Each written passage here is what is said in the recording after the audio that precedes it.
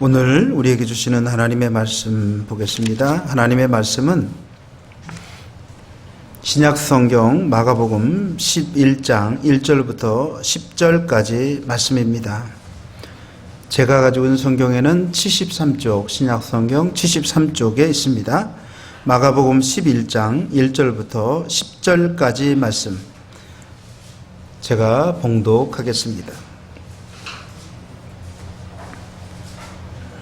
그들이 예루살렘에 가까이 와서 감람산 벳바게와 베다니에 이르렀을 때 예수께서 제자 중 둘을 보내시며 이르시되 너희는 맞은편 마을로 가라. 그리로 들어가면 곧 아직 아무도 타보지 않은 나귀 새끼가 매어 있는 것을 보리니 풀어 끌고 오라. 만일 누가 너희에게 왜 이렇게 하느냐 묻거든 주가 쓰시겠다 하라. 그리하면 즉시 이리로 보내리라 하시니 제자들이 가서 본즉 나귀 새끼가 문 앞 거리에 매어 있는지라 그것을 푸니 거기 서 있는 사람 중 어떤 이들이 이르되 나귀 새끼를 풀어 무엇하려느냐 하매 제자들이 예수께서 이르신 대로 말한데 이에 허락하는지라. 나귀 새끼를 예수께로 끌고 와서 자기들의 겉옷을 그 위에 얹어 놓음에 예수께서 타시니 많은 사람들은 자기들의 겉옷을 또 다른 이들은 들에서 벤 나뭇가지를 길에 펴며 앞에서 가고 뒤에서 따르는 자들이 소리 지르되 호산나 찬송하리로다. 주의 이름으로 오시는 이여 찬송하리로다. 오는 우리 조상 다윗의 나라여 가장 높은 곳에서 호산나 하더라. 아멘.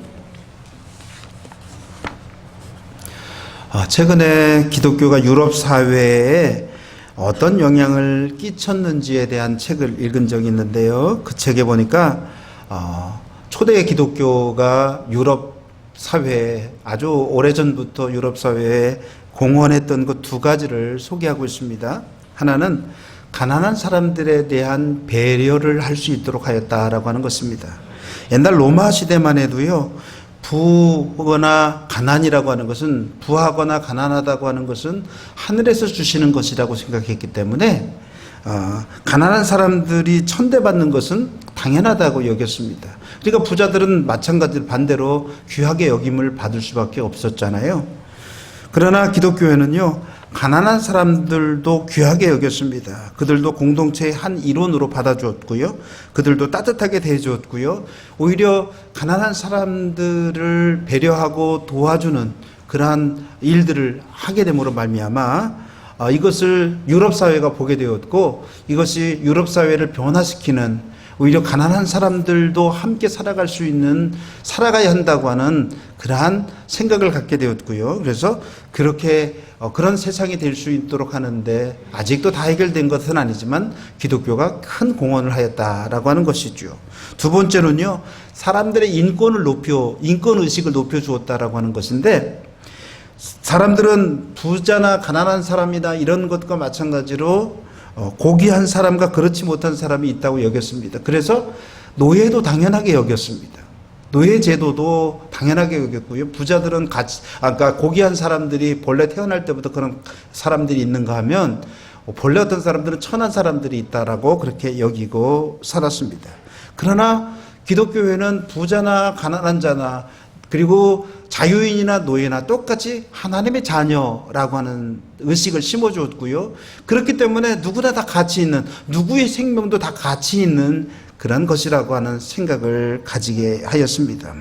옛날에는 노예라고 하는 것은 어떻게 해도 상관없다라고 생각을 했죠. 그래서 심지어는요, 노예는 사람으로 취급하지 않았기 때문에 노예가 있든 없든 사람들은, 자유인이라고 생각하는 사람들은 노예가 보건 말건 자기 마음대로 행동했다. 때로는 사람이 보고 있는데 그런 일을 어떻게 저런 일을 할 수 있을까 싶은 그런 일들도 행하게 되었다라고 하는 그런 이야기입니다. 여러분, 백인이라고 해서 우월한 것이 아니죠. 또 흑인이라고 해서 혹은 다른 인종이라고 해서 열등한 것은 결코 아니라고 하는 겁니다. 누구나 다 귀하고 누구나 다 가치 있는 존재입니다. 그러니 이 주장에 따라서 인종주의라고 하는 것도 이겨낼 수 있었던 것입니다. 여러분, 최근 미국에서 아시아인에 대한 혐오로 엄청난 그런 살인들이 일어나고 그리고 혐오가 일어나고 있습니다. 코로나라고 하는 것 때문에 사실은 우한에서 중국에서 생겨난 것이기 때문에 아시아인들이 그렇게 더럽고 코로나를 전파한 사람들이라고 그렇게 말하고 있는 것이죠. 그러나 여러분, 사람은 누구나 다 귀한 존재입니다. 누구나 다 하나님의 피조물이고 하나님이 구원하시기를 원하시는 존재들입니다. 우리도 하나님의 자녀이지만 우리 이웃들도 하나님의 자녀입니다. 그들도 하나님이 구원하시기를 원하신다고 하는 것입니다.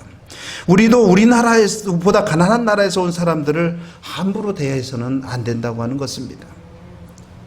그들도 모두 하나님이 구원하시기를 원하시는 존재들, 백성들이기 때문에 그렇습니다. 그들을 위해서도 주님이 십자가를 져주셨다고 하는 사실을 우리는 분명히 기억하면서 살아가야 한다고 하는 것입니다.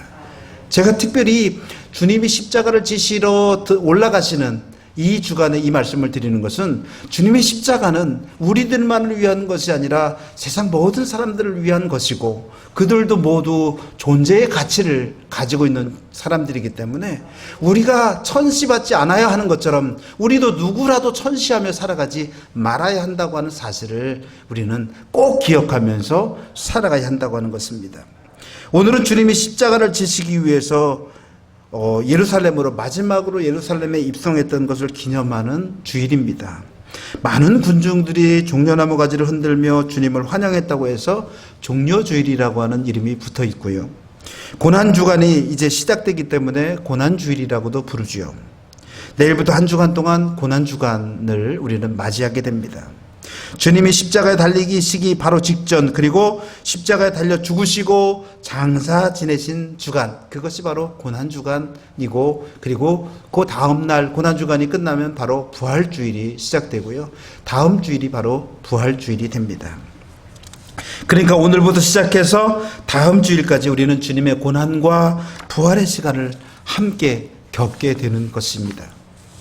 오늘 우리는 마가복음 1장 1절부터 10절 말씀을 읽었는데요. 주님은 예루살렘 근처인 벳바게와 베단에 이르렀을 때 제자 2명을 불러 그들에게 특별한 심부름을 보냅니다. 맞은편 마을로 가서 당신이 타실 나귀를 끌고 오라는 것입니다. 그 나귀는 아직 아무도 타보지 않은 나귀인데 그 나귀를 풀어서 끌고 오라는 것입니다. 만일 누가 너에게 왜 그렇게 하느냐라고 묻거든 주가 쓰시겠다 하라, 그렇게 대답하라고 말씀하십니다. 그러면 이 즉시 이리로 보낼 것이라고 말씀하시죠. 주님의 말씀을 들은 제자 둘이 맞은편 마을로 갑니다. 그랬더니 역시 주님의 말씀대로 거기에 나귀 새끼가 매어 있더라는 것입니다. 제자들은 그 나귀 새끼에 매어 있는 줄을 풀었습니다. 그랬더니 거기 서 있는 사람들 중 어떤 이들이 무엇에 쓰려고 그러느냐라고 묻습니다. 제자들은 주가 쓰시겠다 그렇게 대답하죠. 그랬더니 그들이 순순히 허락하여 나귀를 내어주더라 하는 것입니다. 여러분, 왜 주님은 하필이면 아무도 타보지 않은 나귀 새끼를 끌고 오라고 하셨을까요? 이왕이면 말을 준비했으면 얼마나 멋지고 좋았을까요? 그런데 왜 나귀입니까? 그것도 한 번도 사람을 태워본 적이 없는 나귀 새끼일까요? 여러분, 나귀는 보통요 짐을 나르는 데 사용되어지고 사람 나르는 데는 별로 사용되지 않지만, 그런데 여러분, 주님이 나귀를 그래도 타려고 하신다면 나귀 새끼도 아니고 나귀가 좀 큰 나귀여야 하고, 그리고 새끼라고 하더라도 한 번쯤 사람을 태워본 정도 그런 나귀여야 하지 않겠습니까? 여러분, 말도요, 한 번도 사람이 타보지 않은 말은요, 처음 그 말을 길들이기 위해서 사람이 타서 길을 들이기까지는 시간이 필요하고 잘못하면 다치기도 하고요, 또 사람을 안 태워봤기 때문에 우스꽝스러울 수도 있는 그런 것입니다.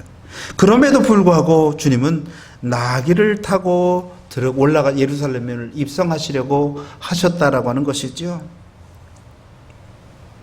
그런데요, 여러분, 나귀는 겸손과 평화의 동물로 여겨집니다. 그리고 아직 한 번도 타보지 않은 나귀는요, 순결한 것으로 하나님의 일에 사용되기 합당한 것으로 간주되었기 때문에 평화의 왕으로 오신 주님의 사역, 십자가의 거룩한 일을 행하시려는 그 일에 특별한 의미를 부여하는 것으로 우리가 생각할 수 있습니다.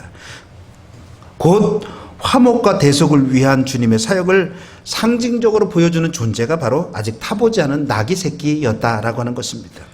그런데 저는 이 말씀을 읽으면서 이 두 명의 제자는 참 대단했다라고 하는 생각을 합니다. 주님이 나귀를 끌고 오라고 할 때 주님 거기에 가면 나귀가 있는 것은 어떻게 하셨습니까? 묻기도 하고 진짜 나귀가 있긴 한 겁니까? 그리고 나귀 주인에게는 허락을 받긴 하셨습니까?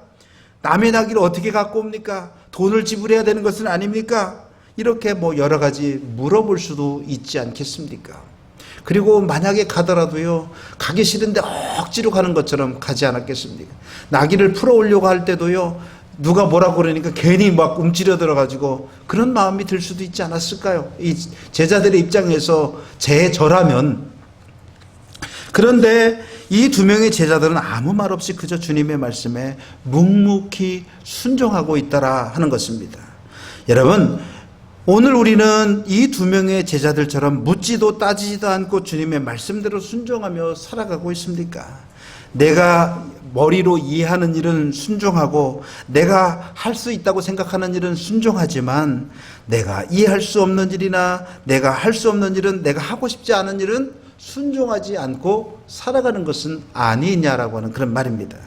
사랑하는 성도 여러분, 순종이란 내가 이해하는 것만을, 머리로 이해하는 것만을 행하는 것이 아니고 내가 할 수 있다고 여기는 것만을 하는 것이 아니고 때로는 할 수 없을지라도 내가 하고 싶지 않을지라도 주님이 내게 말씀하시면 그것을 행하는 것이, 그게 진짜 순종이라고 하는 그런 말씀이죠. 우리는 과연 그런 순종을 하고 있습니까? 사랑하는 성도 여러분, 주님의 말씀에, 주님이 주신 사명에 내 뜻대로가 아니라 주님 뜻대로 순종하는 것이야말로 진짜 순종이라고 하는 그런 말입니다. 또 나귀 주인은 어떻습니까? 누군가가 자기 나귀 새끼를 끌고 가려고 합니다. 그러면 주인의 입장에서 할 말이 많지 않겠습니까?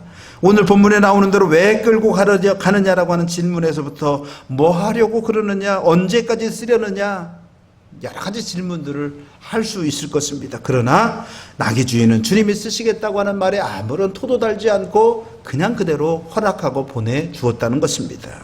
마치도 이야기가 이미 다 끝나서 다 알고 있다는 듯이, 마치도 기다렸다는 듯이 즉시 보내주고 있더라고 하는 것입니다. 여러분, 참으로 놀라운 일이 아닙니까? 여러분들이라면 주가 쓰시겠다고 하라, 그 말씀 한마디에 여러분들의 것을, 소중한 것을 내어놓을 수 있겠습니까? 여러분, 주가 쓰시겠다 하라, 좀 생각 좀 해보고요, 계산 좀 해보고요, 제가 기도도 좀 해보고요, 여러분 그렇게 응답하시지 않겠습니까? 그런데 제자들도, 나귀 주인도 주님에게 즉각적인 순종을 하고 있더라 하는 것입니다. 여러분, 생각해보면 대단히 이상하고도 놀라운 일이지요. 이 말씀을 읽으면서 과연 우리는 어떻게 할까 하는 생각을 해봅니다. 우리는 과연 두 명의 제자들처럼 그렇게 순종하며 살아갈까? 과연 그 나귀 주인처럼 그렇게 순종하며 그렇게 받아들일까 생각해봅니다. 여러분, 그렇게 해서 나귀는 주님께 드려집니다. 그런데 나귀만이 아니죠. 나귀 위에 제자들이 먼저 겉옷을 올려놓습니다. 안장도 없으니, 아무것도 없으니 옷이라도 깔아야겠다고 생각한 것입니다. 그런데 나귀 위에만이 아니죠. 길가에도 겉옷이 깔렸습니다. 많은 사람들이 자기들의 겉옷을 벗어서 주님이 나귀를 타고 가시는 길가에 깔아놓았습니다. 여러분, 겉옷이라고 하는 것은요, 가난한 사람들에게는 전부입니다. 낮에는 태양으로부터 보호해 줍니다. 밤에는 추위로부터 보호해 줍니다. 그러니 참으로 소중한 것입니다. 그래서 구약 성경에서는요, 혹시라도 가난한 사람들이 빚을 져서 가난한 사람들의 담보물로 그 겉옷을 저당 잡게 되면 밤이 되기 전에 돌려주라고 그렇게 말씀하고 있습니다. 왜냐하면 그것은 그 사람에게 있어서는 목숨과도 같은 생명을 지키는 것이 되기 때문에 그렇습니다. 추위를 이길 수 있는 것이 되기 때문에 그렇습니다.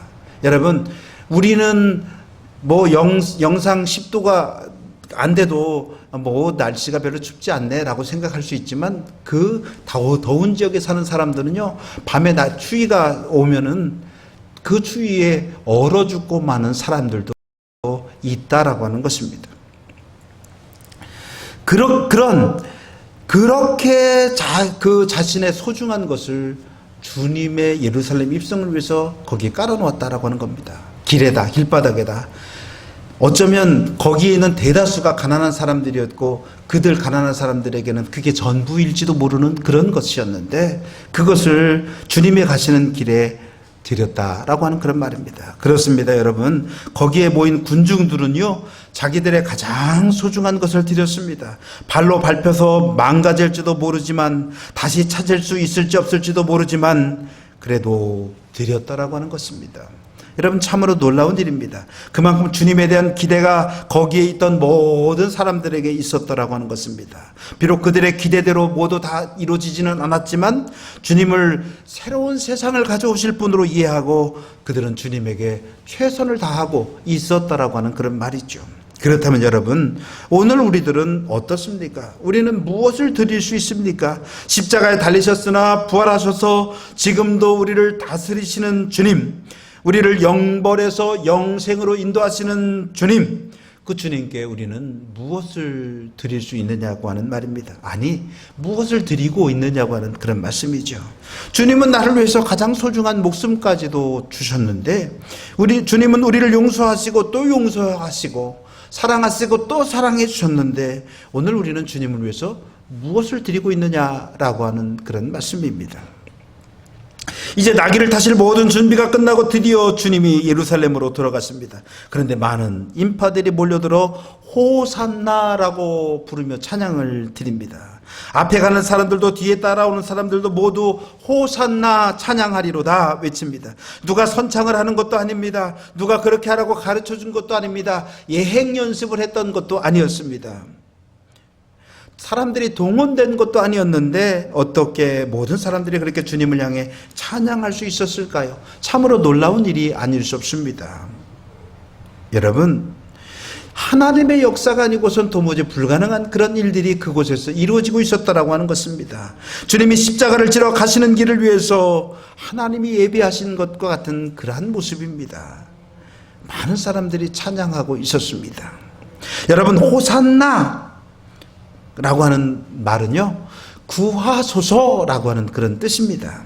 거기에 모인 군중들 모두가 주님을 자기들을 구하실 분으로 여기고 있었다라고 하는 것입니다. 그래서 호산나, 구하소서, 우리를 구하소서, 다윗의 자손 예수여 우리를 구하소서, 그렇게 외치며 찬양했습니다. 그런데 여러분, 그들에게는 구하소서 미래형이잖아요. 구하실 분이라고 하는 말이잖아요. 그런데 오늘 우리들은 어떻습니까? 구하신 분이잖아요. 우리에겐 이미 구하신 분 아닙니까? 이미 우리를 구해주신 분입니다. 거기에 모인 군중들은 구원하실 앞으로의 일을 기대하며 호산나라고 찬양하지만 이미 구원받은 우리들은 이미 구원받은 구원의 감격을, 구원의 체험을 가지고 살아가고 있다라고 하는 것입니다. 그렇다면 우리의 찬양은 더 감격스러운 찬양이어야 하지 않을까요? 이미 구원해 주시고 또 앞으로도 구원해 줄 주님, 그분이 우리의 주님이시며 우리의 왕이시라면 그분을 우리는 더욱더 감격적으로 예배하고 감격적으로 찬양하며 살아가야 하지 않을까요? 그런데 여러분, 우리는 호산나 구하소서라고 부르는 그 사람들의 감격과 그 사람들의 열정만큼도 못한 모습으로 오늘 하나님을 섬기며 살아가고 있지는 않느냐고 하는 그런 말입니다. 주님이 우리의 구원자라고 우리가 고백하면서도 전혀 우리의 삶은 변하지 않고 구원자가 우리에게 기대하고 바라시는 삶과는 상관없는 그런 삶을 살아가고 있지는 않느냐고 하는 그런 말씀입니다. 우리가 드리는 찬양으로 주님이 더욱 영광 받으시며 우리가 드리는 찬양으로 십자가의 고난은 더욱더 가치 있는 것이 되어지며 우리가 드리는 찬양으로 부활이 더욱더 큰 기쁨과 영광으로 다가올 수 있는 것이 되도록 해야 한다고 하는 그런 말씀이죠. 전에 여러분들에게 한번 소개해드린 적이 있는 이야기인데요. 알버트 슈바이처와 알버트 까미라고 하는 사람은 두 사람 다 이름이 알버트잖아요. 우리나라 사람들은 성이 앞에 오고 이름이 뒤에 오지만 서양 사람들은 다 앞에 오는 게 이름이잖아요. 그래서 여러분 그 이름이라고 하는 것이 앞에 오기 때문에 알버트라고 하는 게 슈바이처 가문의 알버트라고 하는 그런 말이죠. 슈바이처라고 하는 성을 가지고 있는 알버트, 까미라고 하는 성을 가지고 있는 알버트라고 하는 그런 말이죠. 그런데 이 알버트 슈바이처는 독일 사람이기 때문에 어떻게 읽냐면 알베르트 슈바이처라고 읽고요. 이 알버트 까미는 프랑스 사람이기 때문에 알베르 까미라고 그렇게 읽습니다. 여러분 베드로라고 하는 사람을 그 프랑스어로는 삐에로라고 그렇게 읽는데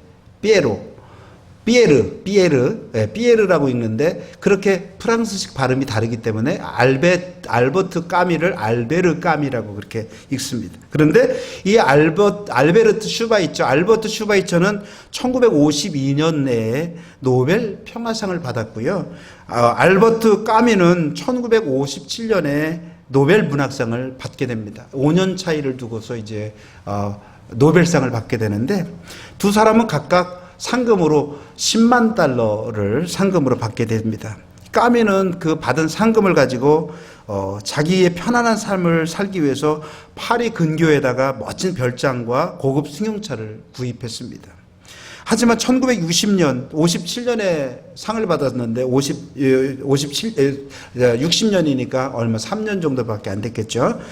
고급 승용차를 타고 별장으로 가다가 교통사고를 당해서 세상을 떠나고 말았습니다. 그런데 그 슈바이처는 자기에게 주어진 상금 10만 달러를 가지고 아프리카 랑바레네라고 하는 곳에다가 병원을 짓습니다. 원주민을 치료하기 위한 병원을 짓고요. 그리고 그 병원에서 원주민들의 삶을 도우며 그들에게 복음을 전하고 치료하는 일에 일생을 바쳤습니다. 까미는 오로지 자신의 삶을 위해서 자기가 행복한 삶을 위해서 자신의 세상의 영광을 위해서 살았습니다. 어떻게 하면 자신에게 유익이 되고 평안하게 살며 즐겁게 살까? 이것이 까미가 가지고 있는 관심사였습니다. 반면에 슈바이처는 어떻게 하면 하나님을 사랑하고 이웃을 도우며 살아갈 수 있을까? 그것이 그 알버트 슈바이처의 관심사였죠. 두 사람은 모두 거의 같은 시대를 살았습니다.